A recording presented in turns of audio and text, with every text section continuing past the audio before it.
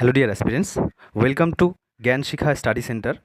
আজকে আমরা জানব রিসেন্টলি কী হয়েছে। লিডার অফ অপোজিশন লোকসভাতে প্রায় 10 বছর, দীর্ঘ 10 বছর পর লিডার অফ অপোজিশন কী হয়েছে, অ্যাপয়েন্ট হয়েছে।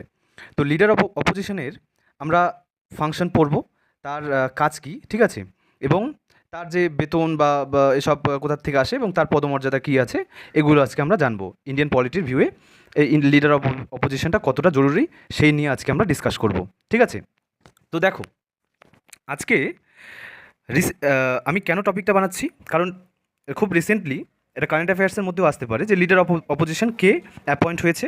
না, অবশ্যই রাহুল গান্ধী অ্যাপয়েন্ট হয়েছে প্রায় 10 বছর পর, এবং কোয়েশ্চেন আসতে পারে লিডার অফ অপোজিশনের কাজ কী, ঠিক আছে। এটা ইন্ডিয়ান পলিটির ক্ষেত্রেও আসতে পারে। তো দেখো, লিডার অফ অপোজিশন কী বলা হচ্ছে যে ইন ইচ হাউস, কি বলেছে, ইন ইচ হাউস বলতে আমাদের দুটো হাউস আছে, রাজ্যসভা লোকসভা। রাজ্যসভাতেও কিন্তু লিডার অফ অপোজিশন রয়েছে, বর্তমানে রয়েছে মল্লিকার্জুন খাড়গে, ঠিক আছে। কিন্তু দেখো, লোকসভাতে দীর্ঘ 10 বছর পর 2014, 2019 এবং 2024, এই 2014 এবং 2019-এ কিন্তু কোনো দল সেই বিরোধী দলের মর্যাদা কিন্তু পায়নি। কেন পায়নি? দেখো, এটার কিছু ক্রাইটেরিয়া রয়েছে।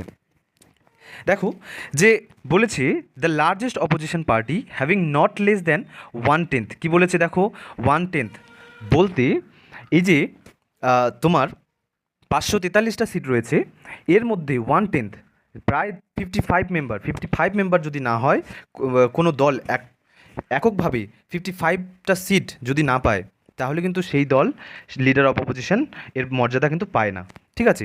তো 2019-এ কংগ্রেস সেই সংখ্যা পায়নি, প্রায় 44টা পেয়েছিল, এবং 2019-এও কিন্তু সেই সংখ্যাটা তারা 52টা পেয়েছিল, ঠিক আছে।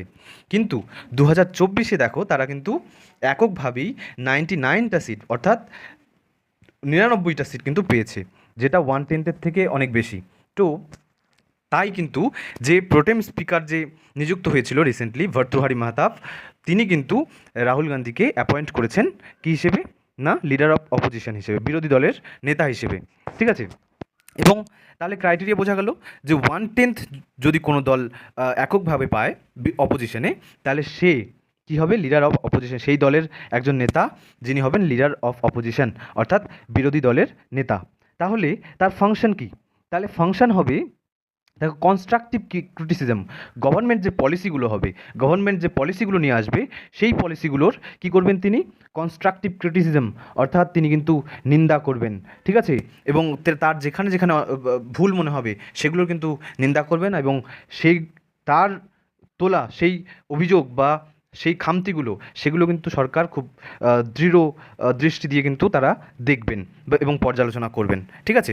এরপর দেখো, তার কাজ হলো, এবং এই জিনিসটা আমাদের ইন্ডিয়ান গভর্নমেন্টে স্ট্যাটিউটরি যে রিকগনিশন, এটা দেওয়া হয়েছে 1977 সালে, এবং লোকসভা 1969 সালে প্রথম লিডার অফ অপোজিশন পেয়েছিল, ঠিক আছে। এবং এই লিডার অফ অপোজিশন, এই যে সংস্থাটা বা দিস পোস্ট, এটাকে ইউএসএতে বলা হয় মাইনরিটি লিডার। কি বলা হয়? ইউএসএতে মাইনরিটি লিডার বলা হয়, এবং ইউকেতে এটা বলা হয় শ্যাডো ক্যাবিনেট। অর্থাৎ প্রত্যেকজন, মানে বিরোধী যারা থাকবে, ইউকেতে এই একটা ব্যবস্থা, বিরোধীদের যারা থাকবে তাদেরও কিন্তু অবশ্যই কি থাকবে, একজন করে মন্ত্রী কিন্তু নিযুক্ত থাকবে। মানে যখন তখন সরকার চেঞ্জ হয়ে যেতে পারে, এবং তারা কিন্তু প্রস্তুত সরকার চেঞ্জ করাতে, এবং তারা প্রস্তুত জন্যই কিন্তু তাদেরকে বলা হয় শ্যাডো ক্যাবিনেট, অর্থাৎ গভর্নমেন্টের কিন্তু একটা শ্যাডো, ঠিক আছে। এবং আমাদের দেশে লিডার অফ অপোজিশন তিনি যেই হোক, তার সবসময় চেষ্টা থাকবে যে সামনে যারা বসে আছে, অর্থাৎ গভর্নমেন্টে যারা বসে আছে, তাদেরকে তাদের গভর্নমেন্টটা ফেলে দেওয়া, এবং তিনি কি করবেন, গভর্নমেন্ট ফর্ম করবেন। তো আজকে আমাদের টপিক এটাই, লিডার অফ অপোজিশন। এবং এই লিডার অফ অপোজিশনের স্যালারি অ্যালাউন্সেস কিন্তু একজন ক্যাবিনেট মিনিস্টার কীরকম হবে, একজন ইকুইভ্যালেন্ট টু দ্য ক্যাবিনেট মিনিস্টারের মতো কিন্তু তিনি সব ভোগ করবেন, ঠিক আছে। তার যে পোস্টটা ইকুইভ্যালেন্ট টু ক্যাবিনেট মিনিস্টার, ঠিক আছে। এই কোয়েশ্চেনটা আসতে পারে এক্সামে, যে তার পোস্ট কিসের সঙ্গে তুলনামূলক, যে তার পোস্টটা হচ্ছে ক্যাবিনেট মিনিস্টারের মতো, ঠিক আছে। দেন আজকে আমাদের এতটুকুই লিডার অফ অপোজিশন সম্পর্কেই আজকে জানার ছিল, because of recently Rahul Gandhi appointed leader of opposition, তাই কিন্তু আজকে আমার এই session. Okay, thank you for watching. And তোমরা সবাই অবশ্যই জ্ঞান শিখা স্টাডি সেন্টারকে কী করবে, লাইক করবে, শেয়ার করবে এবং সাবস্ক্রাইব করতে কিন্তু ভুলবে না। Thank you.